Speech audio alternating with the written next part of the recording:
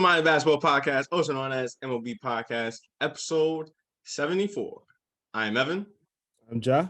This is our basketball podcast where we recap, break down, and analyze players and teams from previous games from the previous day. How are you this Monday, Ja? Mondays are never good for me. Why is it never good for, well, to correct you, Monday is never good for anybody, but why is it not good for you?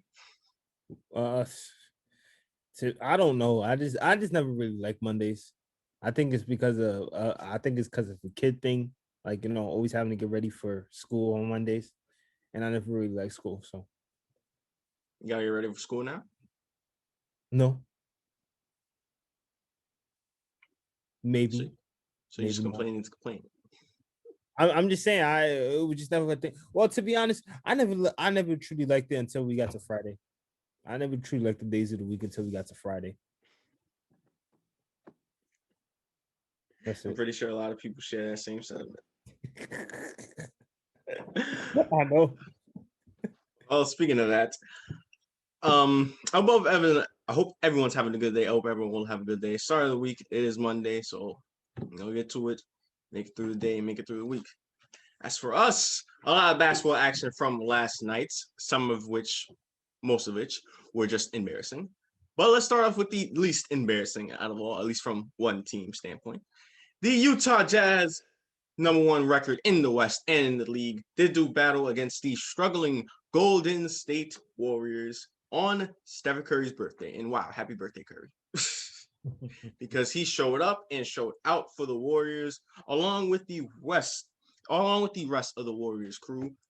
Really stepped it up against this Jazz team, really played great basketball. Curry, Wiggins, Wiseman, Oubre, they got out to a big lead at halftime. Felt like for the Jazz, only man that was really had it going was Conley. Yeah. In terms of scoring, on the offensive side. Then the second half hit, and this is the best team in the league for a reason. Utah Jazz started just battling back. Each step of the way, it was long, it was hard, but they slowly started getting back into the game. Led by Conley.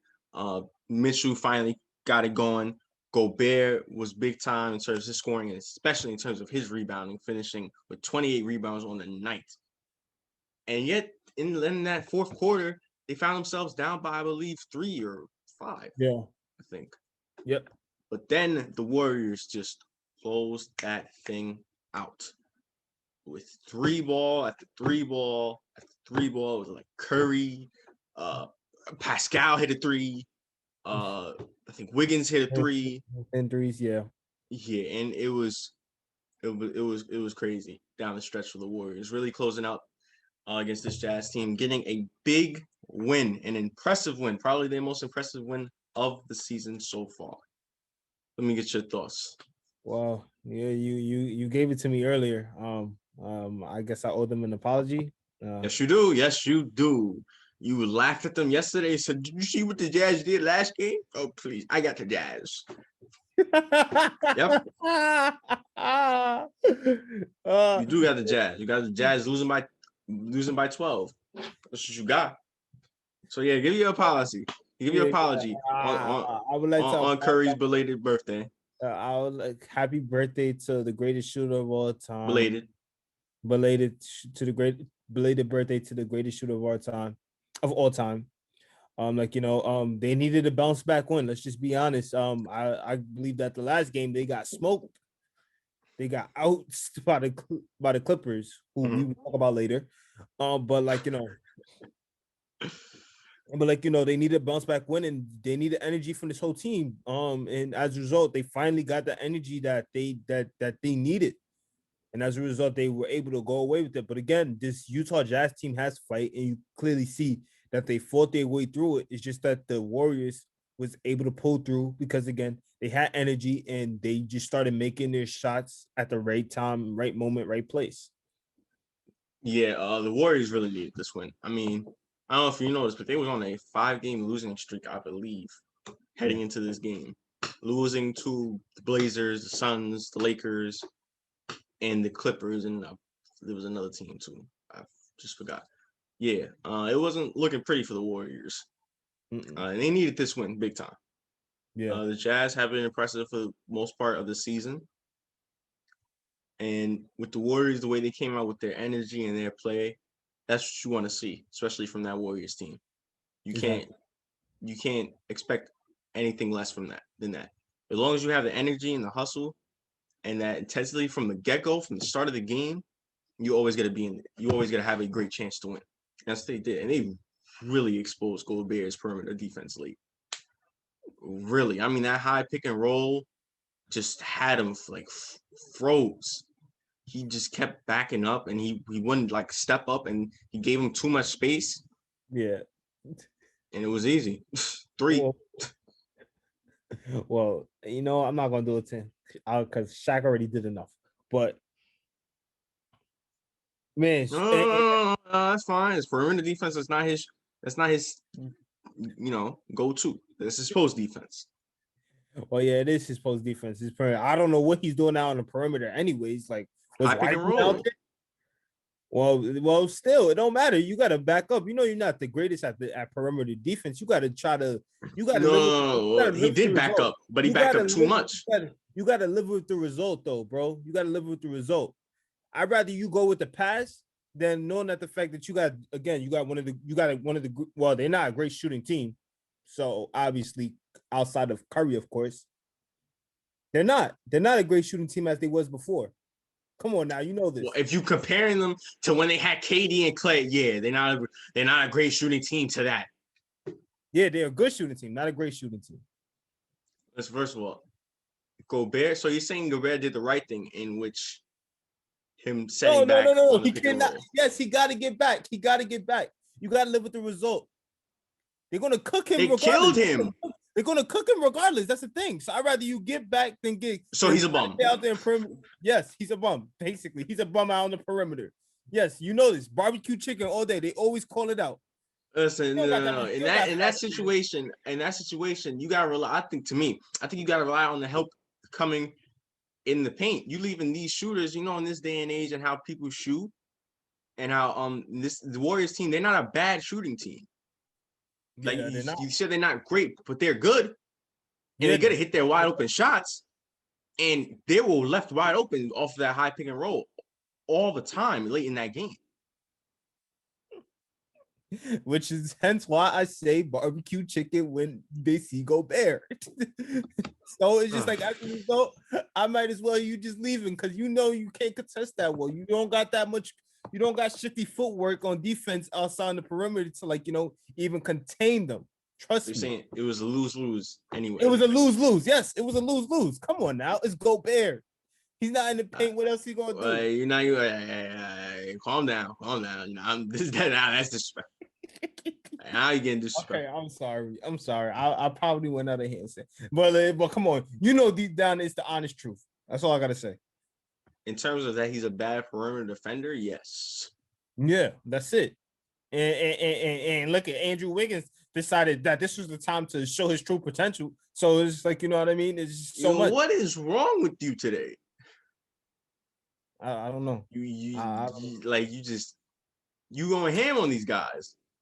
I didn't mean to. I'm sorry. Oh man, I sound like ESPN. Oh my God. You do. No, you do. Fit perfectly.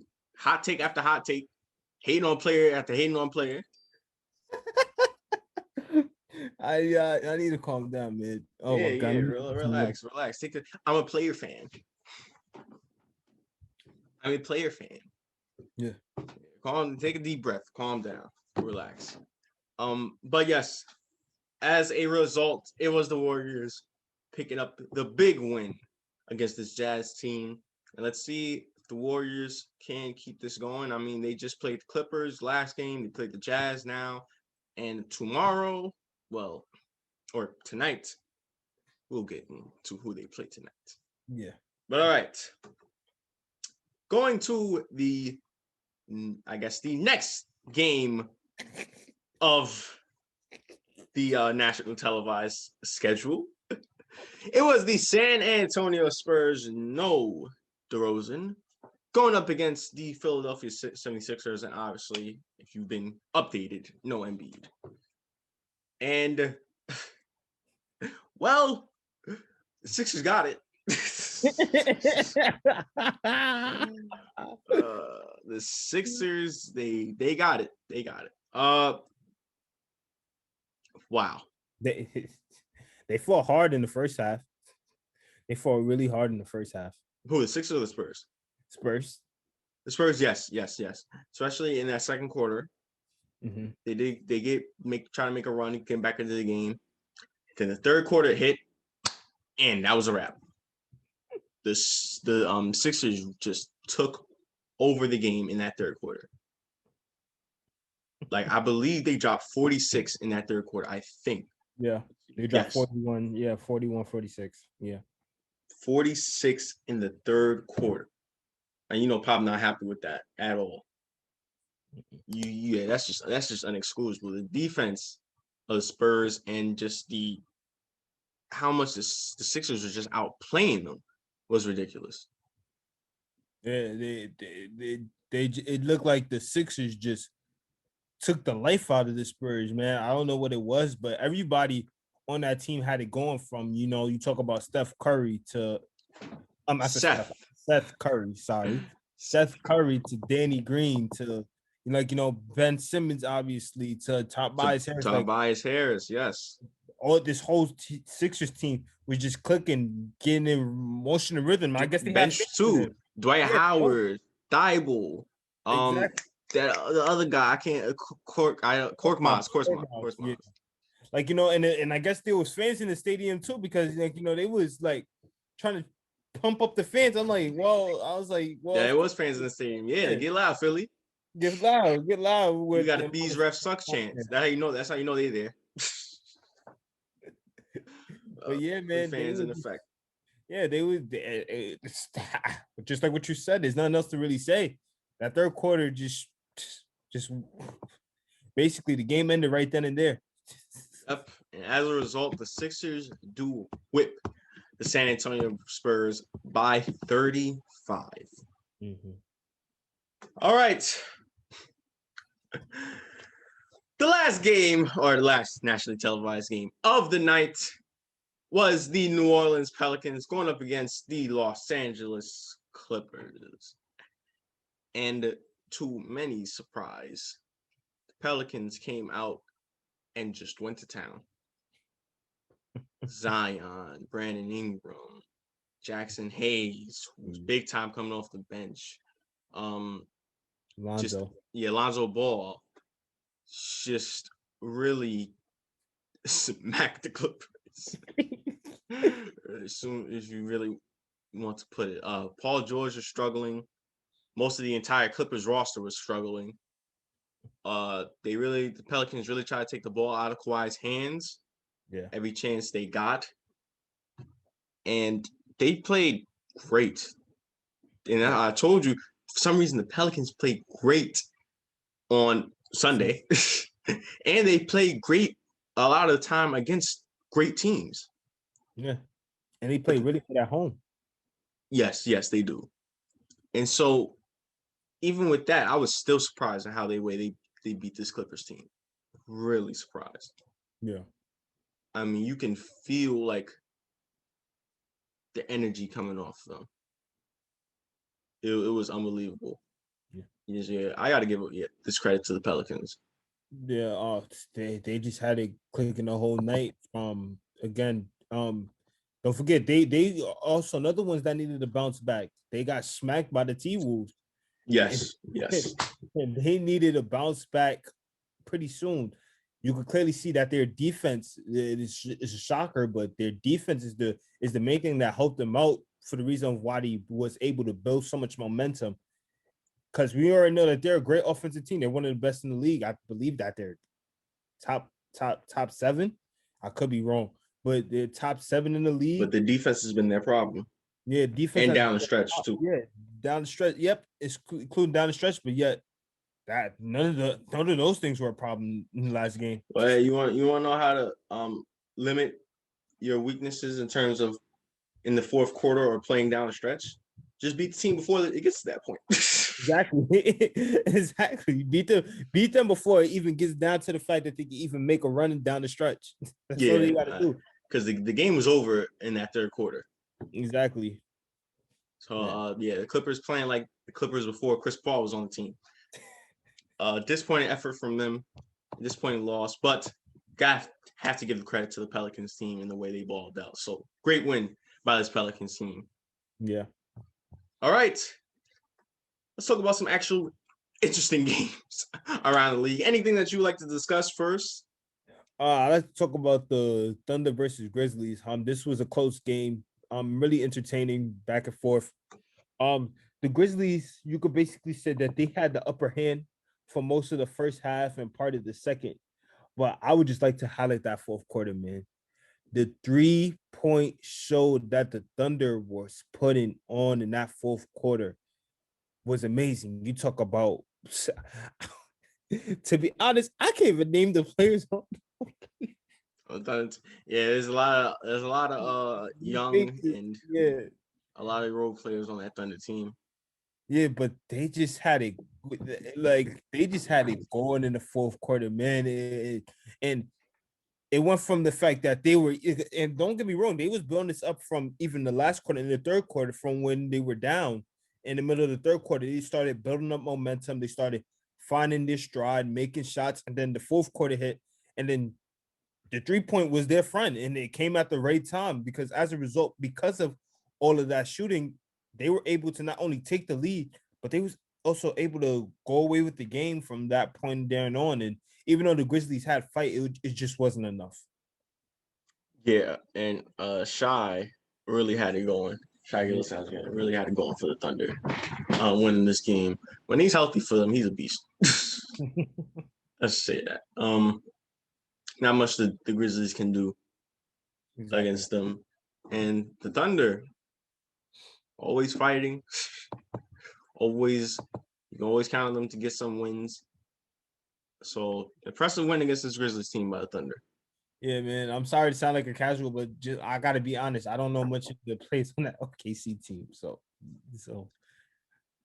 unless you're an OKC fan, I doubt anybody else does too.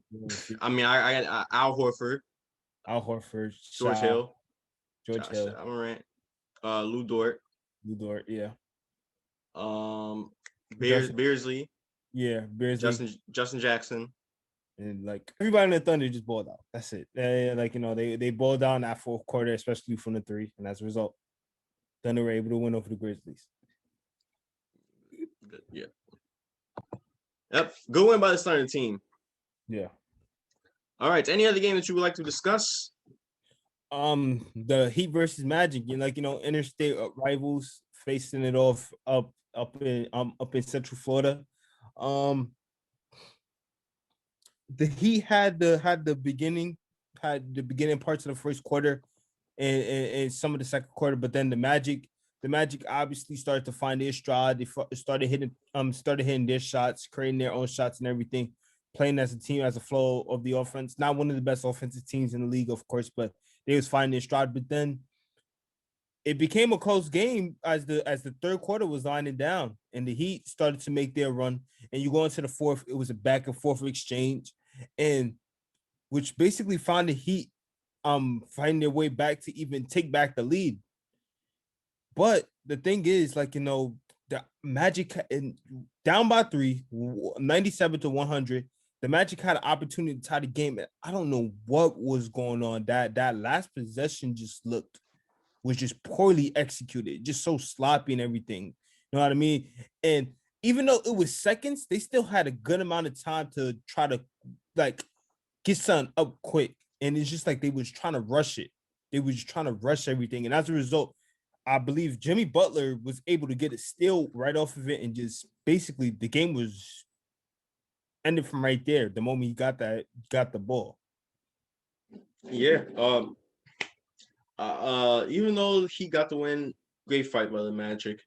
Yeah. And I feel like I would think about it for a while, but I think we've kind of overlooked Vucevic. I feel like me and you. A lot of it was because the All-Star game and Sabonis. Yeah. But I feel like we overlooked his value on that team and how good he actually is. A lot of the Magic have been riddled with injuries.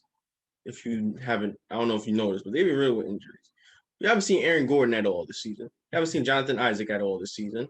Cole Anthony you haven't seen for the past 2 months. Yeah. Evan Fournier has now been out. Exactly. And yet he's been the consistent baller for this team. Him and Terrence Ross, but he's the better player. He's their efficient scorer. He's their dominant scorer. He's the one that they go to. Yeah. And he's been a beast for that team. I mean, he's been a beast for that team. I mean, 38 and 10 last night. And now the more I'm starting to see him, the more I'm watching, the more I'm starting to notice why he was picked an all-star. Well, yeah, again, we talk about that all the time when it comes to the best individual player should be considered to be all-star. And yeah, we did overlook him from that aspect, but like again, you're in the Eastern Conference, which is a weaker conference, and I don't know where they at now, but they were at that point at the bottom of this. Well, not at the bottom. My argument is not Sabonis or Vucevic. My argument is just Vucevic. I know. But I'm just saying, like, you know what I mean? So, of course, when you're in a situation like that, you put all those factors aside. Of course, the common, like, you know, sometimes you're not going to be noticed. Let's just be honest. You're not going to be noticed. Whether you're the common fan or the person who always analyze these things deeply enough. You know what I mean? Sometimes that's the reason why. Sometimes I don't agree with that. I know we've noticed him. He's been playing good throughout the season. We've noticed that. He has had but good I think we've overlooked it, like in terms of his actual impact on the Magic. Okay, I feel like we overlooked it. I feel like we haven't appreciated it enough, what he's doing.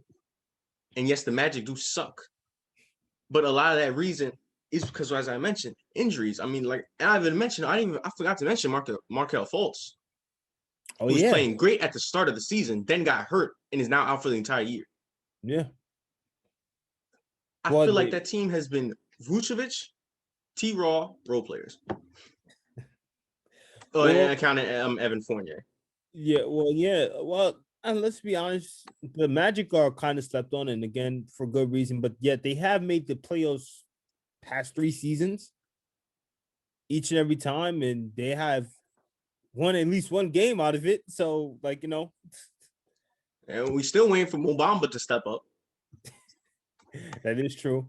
They made a whole song about him. Never heard of him since. But you know. No, that was the first time I heard of him, and that was the last time I heard of him. Don't say we never heard of him since. We never heard of him before. Well, me. I didn't watch college basketball. Me. No, I don't really watch college basketball either. So.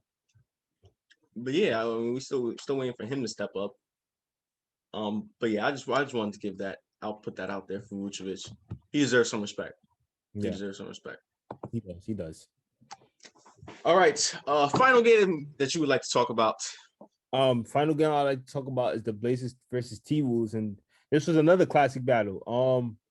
Which had me going like I was correct. Like I knew that the T-Wolves were gonna bounce back. But let me go into deep analysis. You know what I mean? What they say, a broken clock is right twice a day. So, yep, you were right. Yeah. See, let me go. But yeah, yep. It started off with the Blazers, and then like as you got into the game, the Wolves just had this like just newfound, like, you know, feel to them, like they just won. And don't get me wrong, it went from like exchange of runs in which, like, you know, at one specific point, the Blazers were going on the run, and then, the T-Wolves went on the run, and then the Blazers, then the T-Wolves. But then specifically down the stretch in that, especially in that third to fourth quarter, like, you know, the Wolves just went on a huge run in a way. And don't get me wrong, the Blazers had fight, but mainly because of that man who was up just there recently yamming it on somebody, Anthony Edwards. He balled out. He balled career high, 34 points. And like again, he's another person who's been getting slept on this season a little bit, because everybody talk about LaMelo and everything, but I was like, he's the number one pick for a reason. He's been constantly showing it over and over why he deserves that to be picked at number one. Yeah. And He's again, proven it. exactly. And you can't blame it on him because look at the situation he's in. You're talking about playing with a guy and Cat. The fact that Malik Beasley's balling out and all these other teams, it's just like he's still doing what he has to do. He's averaging the same amount of points as Melo whatsoever. But yeah, again, we're not gonna get deep into it. But he's been getting stepped on. Malik Beasley. Why are you mentioning Malik Beasley? Because Malik Beasley has been balling for that team. Well, in terms of when? Not recently. He's suspended right now. Don't do that right now. But yeah, no, you're right though. You're right. This season, yes. But you're making it seem like he just played last night. This season, yes, Malik Beasley was balling for them. 100%. Well, yeah, and Larza, but yeah, that's it. But you know what I mean. It was just like he's been getting slept on. I feel like he deserves to be more talked about when it talks about this rookie of the year race. Of course, he's probably not going to win it, but still, he should be talked about more because he's getting slept on. But I also do think that people are slowly starting to talk about him more by each performance that he's having. So yeah, that is true. But also down the stretch though, the closing moments. Damn, nigga, you not done? Yeah, just real quickly, the Blazers had an opportunity even actually tie up this game. You talk about Gary Trent getting fouled at the 3, Damian Lillard getting fouled at the 3, but it just wasn't enough. It just wasn't enough. Even though they converted, the T-Wolves was able to close out a really close game, 114 to 112. Yeah, great win by the Timberwolves, despite Damian Lillard's 38-point performance. Yeah, great win by the Timberwolves. Great rookie performance by Anthony Edwards with his career high 34. All right, now, no news, short news. It is prediction time for tonight's set of games. A few interesting ones. Actually, good amount. So let's get into it. First, starting off with the Kings against the Hornets. Who you got? Hornets. The Bucks against the Wizards. Rematch from a few nights ago. Bucks. The Spurs or the Pistons. Spurs trying to bounce back. Spurs. The first primetime game of the night is a battle in New York. The New York Knicks up against the Brooklyn Nets. Who you got? Nets as well, as much as it pains me to say that. The last time these two teams played, it was a 51-point blowout. It is the Los Angeles Clippers going up against the Dallas Mavericks. Who you got? Well, it ain't happening again. And I got the Clippers. They needed a bounce back. It ain't happening again, though. Trust me. No, there's no way. There's no way a 51-point blowout happens again. There's no way. Maybe a 52. But no, I got the Clippers. I got the Clippers. The Pacers or the Nuggets? Nuggets. Pacers. The Grizzlies or the Suns? Suns. And lastly, the last primetime game of the night, doubleheader ESPN 10:30. As I said, the Warriors played the Clippers a few nights ago, played the Jazz last night, and tonight they will play the defending champions, Los Angeles Lakers. Who do you have? The Los Angeles Lakers. And I got Golden State Warriors. But all right. I think it's time to wrap things up. Any final thoughts? I gotta really learn about that OKC team a little bit more. I'm like, voila. Listen, man, a lot of those players are young. They are young. Yes, they are young. You gotta admit, yeah, you're not gonna know much when you just. I think we know a good amount. You can name 7 players on the team. That's a good amount. I think what we said. Shai Gilgeous, Dort, Horford, Hill, Justin Jackson. and it was one more we said. Mike Muscala. Mike Muscala. Well, all right. Oh, I also real quickly, I guess there was news, but not really news. Reports, news, half news. Just be aware, CJ McCollum will be returning soon. Nobody knows when, but very, very soon. Dark horse for me. Keep that in mind. Keep that in mind. Look, man, if the Blazers are playing great when he was out, yeah, it's gonna be a problem, especially since them and the Nuggets are battling 5th and 6th right now. So exactly. But all right. With all that being said, thank you guys for watching today's pod. Make sure to tune into tomorrow's podcast. Make sure you like, share, and subscribe. Also, follow IG down in the description below. And once again, I'm Evan. And I'm Ja. And this is Mind and Basketball Podcast.